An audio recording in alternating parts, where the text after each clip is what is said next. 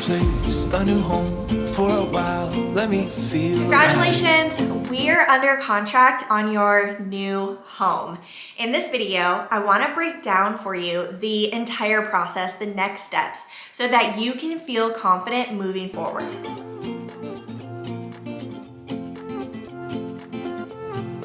First, Amy, who is our team's transaction manager, is going to be reaching out to you via email. So be on the lookout for this email. Amy will be sending an introduction email, and this will also include all of our timeline of events.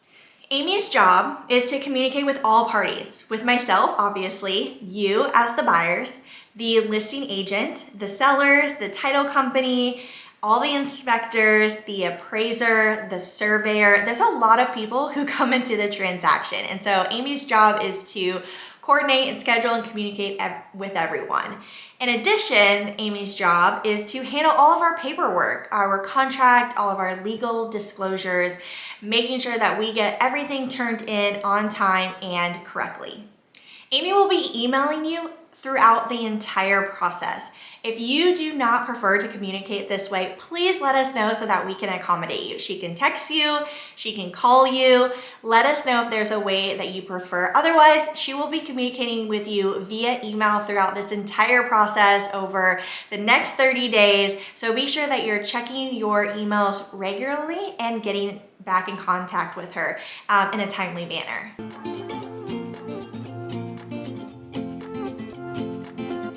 Next, in the introduction email, she will be listing when the earnest money deposit is due. Now, for reference, when it's due is listed on the first page of the contract and the amount. We've already discussed this when we were putting in the offer, but just so you have this for reference, it's listed on the first page when it's due and how much.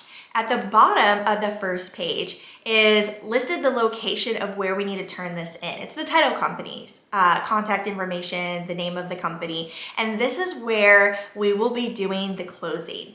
So within X amount of days, you're gonna wanna turn in the earnest money deposit. Typically it's 3 days. Amy will let you know in that introduction email. But for the earnest money deposit, you can either wire it. This seems to be the simplest option. You can wire it to the title company. You'll just need to reach out to them and get their wire instructions. And in past experience, sometimes you have to go into your bank, into the branch to wire the funds. So something to look into ahead of time. So yeah, you can wire the funds to the title company, or if the title company is local, you can drop off a check. Whichever is easiest for you, just let us know which one you prefer.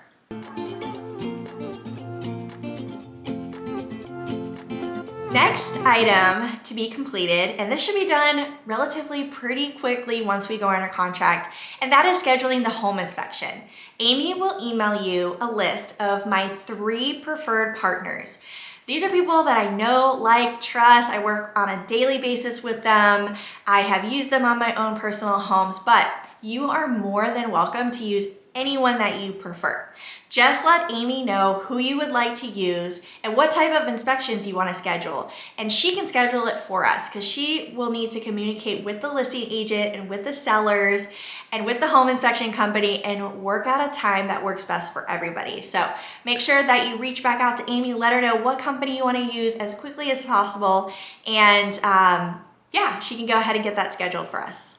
You want to make sure that you let Amy know what type of inspection that you want to order. So typically buyers are doing a standard home inspection, and this typically takes about 3 hours. It depends on the size and the age of the home. Also depends if it's a 1-man crew or a 3-person crew. So there is a range there, but I will give you an estimate right now in this video that it typically takes about 3 hours. So likely you're gonna be doing a standard home inspection, but in addition, there are some other inspections that you can do. For example, WDO. If you're doing a VA loan, this is required. It's for wood destroying organisms to see if there was any past termite damage, current termites, any kind of wood rot. And if you're doing a VA loan, we need the house to be perfect. We need to make sure that we have a clear WDO report. If you're not doing a VA loan, if you're doing cash, FHA, or conventional, I still highly, highly recommend getting a WDO inspection because we have bugs here in Florida. You might want to also get, depending on the age of the home, a 4-point letter and a wind mitigation. This is something that the inspectors can do. They can draft up this report simply stating that the 4 main points are in good condition: roof, AC, electrical, plumbing. Now, if it's a newer home, you might not have to do this. If it's an older home, we might want to get this, because if all those 4 points are in good condition, we can turn this into the homeowners insurance company and you'll be able to get a little discount on your homeowners insurance. It's definitely worth it. So if you have a pool, you want to get a pool inspection. If you have a septic or a well, you want to get those additional inspections as well. So communicate with Amy who you would like to use and what type of inspections you want to have done in the home. All right, so here's what the home inspection process looks like. Let's dive in a little bit deeper. So like I mentioned, on average, the home inspection is typically around 3 hours. Now, the home inspectors are there. They're not there to give you a tour of the home or to go over each item that they are checking. They are going to check every single nook and cranny in this home, and they will draft up a very, very detailed report for us, letting us know, is this a safety issue? Is it a minor issue? Is it something that we need to address in several years from now? They will also enclose a lot of photos. So it'll be very much a detailed report that they'll do during the 3 hours that they are there. You're welcome to be there the entire time. What I do suggest is going towards the end, because then the inspector will do a wrap up with you. And it's a great opportunity to be in the home with the inspector and ask any questions that you have, but we will have the home inspector's contact information. So if after the fact you have additional questions, we can most definitely reach out to them and ask them. Typically, we will get the home inspection report back later on that day or the following day. They usually get it back to us pretty quickly. At this point, we can review the home inspection together. Typically, it depends, but 20, 50, 75 pages.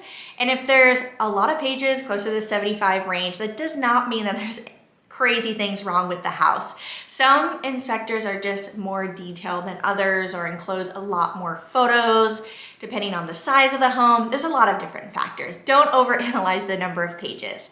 We will get the report, we will review together. And what this process looks like moving forward is we're going to talk about the repair request form that we can present to the seller. So let's say we want to ask the seller for some repairs. This is how it works. We will fill out the form. We will add the items that we want to ask the seller to fix for us. Now, they have 3 options on how they would like to respond to us. The first option is that they can say, yes, I will fix all these items. They'll get quotes for these items. They will hire the licensed person, the licensed contractor to come out, fix these items, provide receipts for the items showing proof of performance and that it was paid.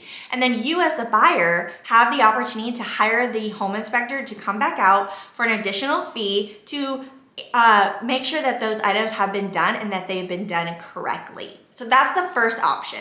The second option is they say, no, we're not going to get quotes. We're not going to get a person to come in here and fix these items, but we will credit you money, and this money will be applied towards your down payment, your closing costs. It'll be a credit for you as the buyer so that you can take care of these items after closing. It's typically the more easier option, as you can imagine. It's just them crediting you some money. So that's the second option. The third option is that they say, no, we're not going to hire a licensed contractor to come out and fix these items. No, we are not going to credit you money towards closing. You can take this property how it is. You have the option to move forward, or we can back out and get your earnest money deposit back. Obviously, we've paid the inspectors for this cost for them doing their job, so we can't get that money back, obviously. But we can still get your earnest money deposit back. It's your decision whether or not you want to move forward.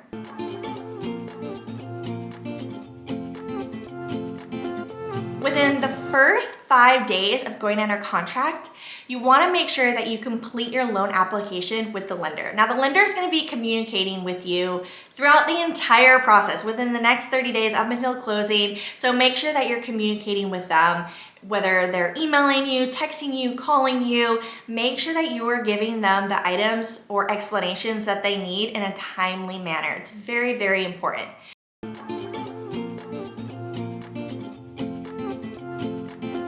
Moving forward, you can be looking into homeowners insurance at this time.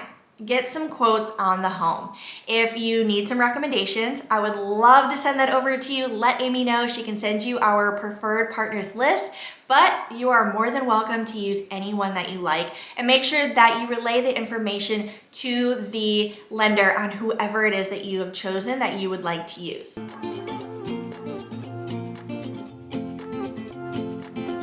The next item that we want to discuss, we're almost done, is the appraisal. So let me explain how this process works. The lender, which will be reaching out to you typically for a payment to pay for the appraiser to go out to the property, to assess the value of the home, to let us know that what we are under contract at, that is what the property is worth. Because at the end of the day, as the buyer, you can only get loan approval up to the appraised value of the home. So the appraiser is going to go out to the property. They're going to look at comparable properties in the area. They're going to look at all the upgrades that the homeowner has done or not done. They're going to look at the condition of the home, and they will assess their opinion of value and give us a value that they think that the home is worth. After this process has been completed, we're usually probably about 2 weeks out from closing. There's so much going on right at first, but then towards the last 2 weeks, you kind of can be focused on moving and projects and things that you need to be doing during this time, because there's not going to be a lot going on for you. There's a lot going on behind the scenes with the lender and the title company, but at this time, you're probably just waiting to make sure that the repairs are done. If they are doing some repairs, we're waiting for the appraisal to come back in. And then once they have the appraisal, that gets sent back to the lender, and it goes for underwriting for us to get our final loan approval. And once we hear the words clear to close, that means that we are good for this loan. The lender and the title company are getting all of the documents drafted up for closing, and we can start focusing doing your final walkthrough and then getting to closing, giving you those keys so that you can enjoy your new home. I hope this video was helpful for you. If you have any additional questions, please do not hesitate to reach out to me. I am here to help you make this process seamless. That is our goal. That is the goal of the Stevie Hahn team. So I look forward to getting you to closing, and I will chat with you here soon.